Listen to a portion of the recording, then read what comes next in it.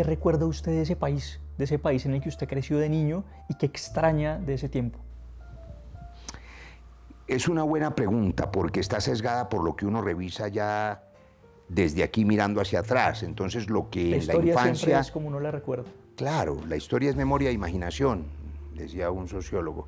La verdad es que la infancia uno la recuerda siempre con afecto y cariño, pero cuando uno mira hacia atrás, entonces la alegría de la esquina, del juego de pelota, con una pelota de plástico, las salidas, por ejemplo. Nosotros íbamos a jugar fútbol en lo que era el Observatorio Astronómico, que hoy es la Plaza de Armas de la Casa Nariño. Y hay una escultura que todavía está en lo que eran las oficinas de DPS, no sé qué queda ahí hoy, de unos leones. Eso estaba ahí frente a la Casa Nariño. Nosotros jugábamos y montábamos a caballito en esos leones. Pero miraba hacia atrás, pues por supuesto la historia no era tan divertida, porque era familias saliendo adelante con dificultad. Yo conocí todas las prenderías, les decíamos en esa época, las compraventas que quedaban aquí en la carrera 11, debajo de la carrera 10ª, y muchas veces tenía que ir a acompañar a mi madre a empeñar la plancha, a empeñar para poder pagar la pensión. Yo le agradezco muchísimo a mi formación académica. Ella me pagó el mejor colegio que era posible para ella. En el centro de Bogotá, el mejor colegio posible era el Instituto de La Salle, pero era casi impagable. Ella trabajó muy duro para pagar esa pensión y le agradezco mucho a los hermanos cristianos mi formación. Además, yo soy un hombre creyente. Pero hay una cosa que sí recuerdo que hoy no podría ocurrir, porque hoy existe la tutela. Y es que entraba alguien con un listado, el coordinador por las mañanas, al salón de clase, fulano, Barreras Roy no ha pagado la pensión, se sale. Sacar un niñito de 8 años o de 9 delante de todos los compañeros, yo recuerdo eso con una vergüenza, y además, pues para la calle y para la casa, a pata, bajaba por la calle 11 hasta la casa. Eso hoy no lo hubieran tolerado por un tutelazo. Entonces, cuando yo miro hacia atrás, claro, lo que pasa es que mi madre me protegió tanto que yo no sentía esa dureza. Yo la acompañaba a ella, pero ella era la que tenía que sudar para sacar adelante su único hijo. Conocí luego a mi padre, fuimos amigos, trabajé con él casi 20 años. ¿Cómo fue eso? Hay un momento que usted llega al Valle del Cauca, ¿verdad? Claro, tiene que ver? en la ¿Cómo fue su adolescencia, por llegada supuesto. al Valle Pues del fui a Cauca? conocer a mi padre, que era como un mito. Yo iba una vez al año a conocerlo, a hablar con él. Había una especie de terminal de buses aquí en el centro, cerca de la Caracas, donde salía la Flota Magdalena o el Expreso Bolivariano. Entonces mi mamá me montaba en eso. A veces me acompañaba, a veces yo viajaba solo y conocía y hablaba con mi padre, y mi padre me recibía, me acuerdo, en su carro. Después supe por qué solo me recibía en el carro al principio, los primeros 3, 4 visitas, porque él no había contado en su casa que había tenido un hijo, y él tenía su hogar. Pues él me recibía en el carro, hablábamos 15, 20 minutos, me daba una platica, o me compraba unos zapatos o alguna cosa, yo le llevaba mis notas de calificación, y me devolvían otra flota para Bogotá. Cuando empecé a pensar en qué carrera tenía que estudiar, el rollo es largo, pero se lo resumo en esto. A ese colegio de La Salle, que lo iban a cerrar, lo cerraron de hecho para volver a la universidad, hubo un gran acto de despedida de los 100 años que llevaba ese colegio, e invitaron a un expresidente que había sido alumno de ahí, y estaba muy viejito ya, que era Carlos Lleras Restrepo. Y yo, que era como el más nerdo, o diríamos el más sapo del colegio probablemente en esa época, me había echado un discurso en nombre de todos los estudiantes. Y algo le llamó la atención a ese señor, que yo lo recuerdo como un viejito, muy viejito ya, y me llamó y me dio una tarjetica, el expresidente Carlos Lleras. Me dijo, busque a este señor.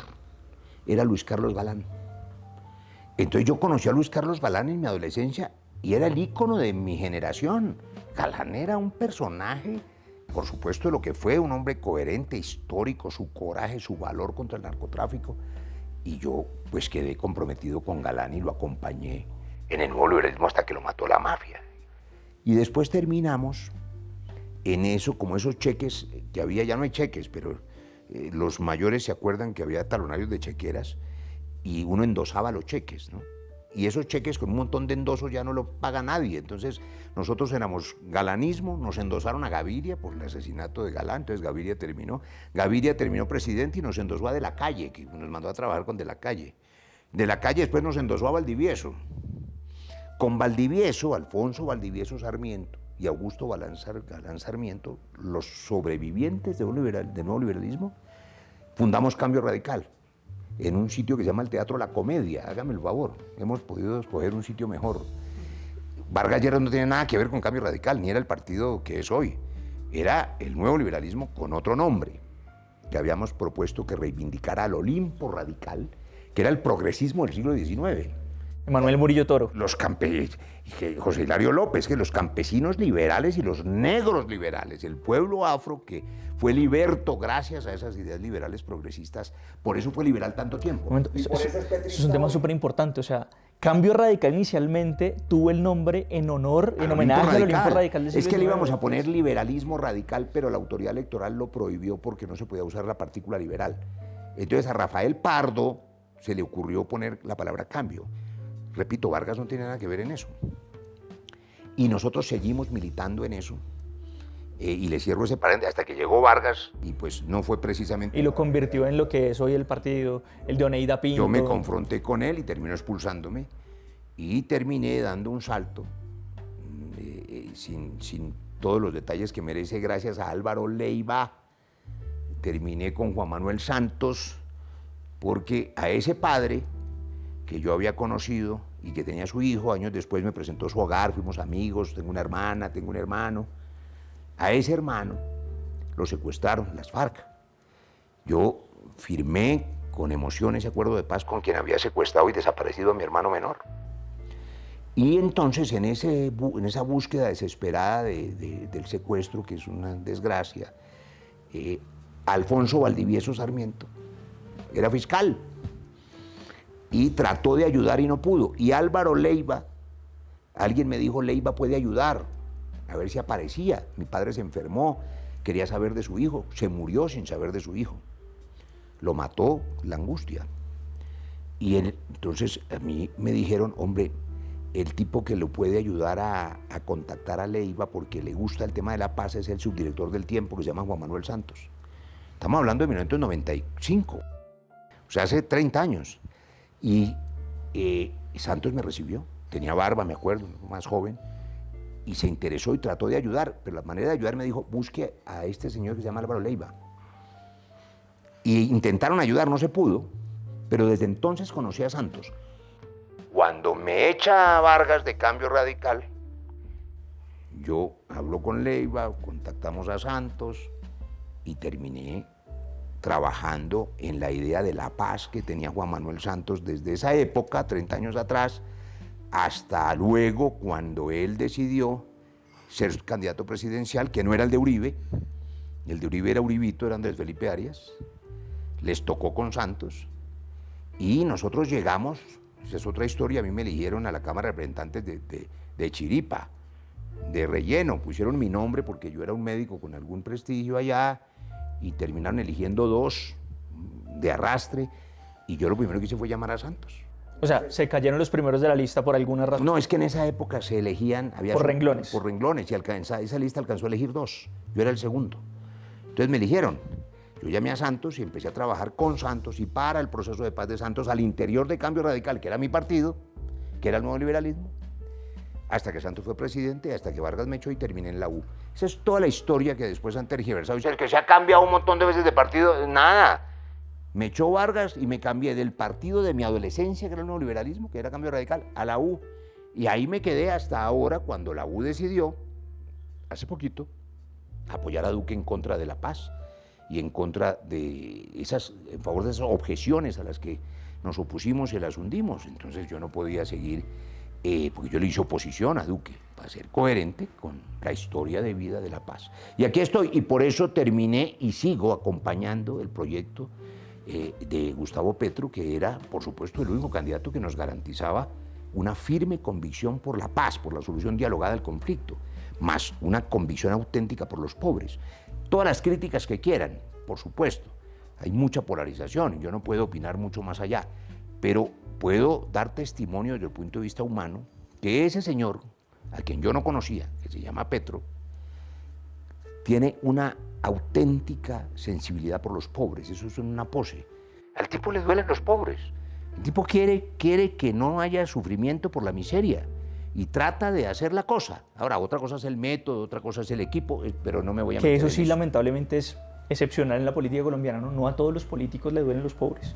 No, pues es que yo creo que es tan auténtico eso que algunos sectores creen que o se les olvida o no se dan cuenta que realmente hay unos sectores populares muy importantes que sienten que allí hubo una reivindicación de un justo reclamo popular.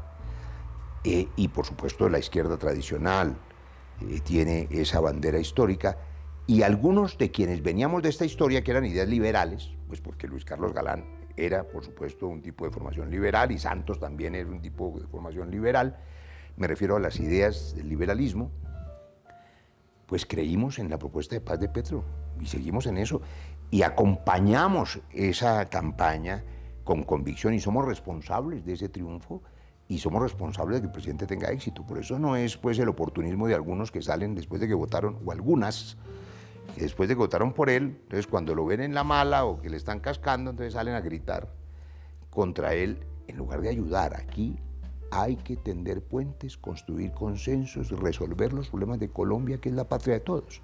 Y yo creo que todo tiene arreglo. Pero por ahora, pues yo hago lo que me pusieron a hacer, que es intentar traer inversión extranjera y mejorar el turismo a Colombia y bueno, hacer la tarea que me han puesto a hacer ahora. Hay un episodio de su vida que es interesante, que usted ha dicho en varios lugares, que le cambió y le transformó, entre otras cosas porque fue el lugar en donde pudo desarrollar esa utopía de inicios desde el deseo por salvar vidas, que fue la universidad pública. ¿Cómo fue su paso por la universidad pública? Usted allí tuvo un encuentro con la izquierda universitaria, ¿cómo fue eso? Bueno, es que es fascinante todos los que hemos tenido la experiencia de la universidad pública. En mi adolescencia y juventud en la Universidad Nacional, luego en la Universidad del Valle, donde hice sociología, no solamente te encuentras con el Estado que te da la mano, y es una cosa muy importante, porque el Estado tiene que existir para servir. Entonces, cuando tú recibes la mano del Estado, dices, miércoles, aquí hay un Estado que vale la pena defender, porque es la universidad pública. Pero además encuentras el conocimiento y sobre todo esa criba, esa mezcla fascinante de colombianos de todas partes del país, de jóvenes de todas partes llenos de ilusiones, que vienen de la costa Caribe, del Pacífico, de la Orinoquía, de los sitios más remotos, de Bogotá también. Y allí la gente bulle y se encontraba en la Plaza Che Guevara, discutiendo los problemas del país, reaccionando como se reaccionan los jóvenes, haciendo marchas. Yo marché y fui a organizar un paro que se llamó el paro de las batas blancas, cuando no habían nacido muchos de los jóvenes que hoy están marchando en la izquierda, porque estamos hablando de la época del profesor Guillermo Ferguson y estamos hablando de la década de los 80. En la Plaza Che Guevara hacíamos fogatas y nos organizábamos y por supuesto el motor de esa dinámica política pues era la izquierda universitaria de esa época. Y eso también, digamos, fue una vivencia inolvidable, como lo fue luego en la Universidad del Valle también, ese tipo de conocimiento y la influencia de Estanislao Zuleta y de Fernando Urrea y de, digamos, el ambiente universitario de Álvaro Camacho Guisado, de esa época que nos alimentó mucho en la conciencia del país. Profesores, amigos y episodios que usted recuerde de la Nacional. El primero que recuerdo es Alfredo Rubiano, que ya murió, que era un apóstol de la medicina, profesor de anatomía, y era un hombre, vivía en la universidad, para la universidad, y nos enseñó el respeto al ser humano vivo o muerto. Para él el cadáver en el que aprendíamos anatomía en las autopsias era sagrado, había que respetarlo. Él mismo donó su cuerpo para la investigación científica. Recuerdo las noches de los turnos de los hospitales. Yo me casé muy joven, casi de 20 años, 21 años, con una compañera de universidad, y nuestro plan, el de ella sobre todo, que iba un semestre adelante y era muy comprometida, era ir de turno, aunque no tuviéramos turno. Nuestro plan era meternos al Hospital San Juan de Dios a urgencias a aprender. Entonces, esa dinámica, ver esas enfermeras, esos médicos, gente humilde atendiendo a otros humildes sin guantes, a veces sin suturas, no había bisturí, en esa condición de pobreza de los hospitales públicos, que eran hospitales que se llamaban en esa época de caridad, que habían tenido muchos orígenes en las iglesias y los sacerdotes o las monjas. Que es la historia del San Juan, claro. Que es la historia de todos los hospitales públicos de Colombia, que eran hospitales de caridad, donde se atendía de milagro a los pobres, pero donde también había, digamos, un espíritu de camaradería y de ser útil. Y hace poco conversaba yo con algunos excompañeros de la Facultad de Medicina, uno de ellos es hoy viceministro del gobierno Petro, Jaime Orrego. Y claro, yo creo que teníamos conciencia de que éramos útiles, de que ahí se salvaban vidas, como me decía mi madre cuando estaba más pequeño. Yo recuerdo con mucho cariño, nunca fui más médico, ni nunca fui nunca me sentí más realizado que en los años en que ejercí la medicina en los hospitales públicos. Ayúdanos a seguir con nuestra labor periodística a través de nuestro Nequi DaviPlata 310-779-3518. Si te gusta nuestro contenido y no quieres perderte nada de la agenda alternativa, suscríbete a nuestro canal y activa la campana de notificaciones.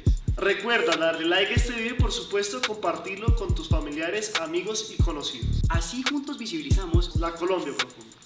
Recuerda, somos el tercer canal, la voz de los que no tienen voz.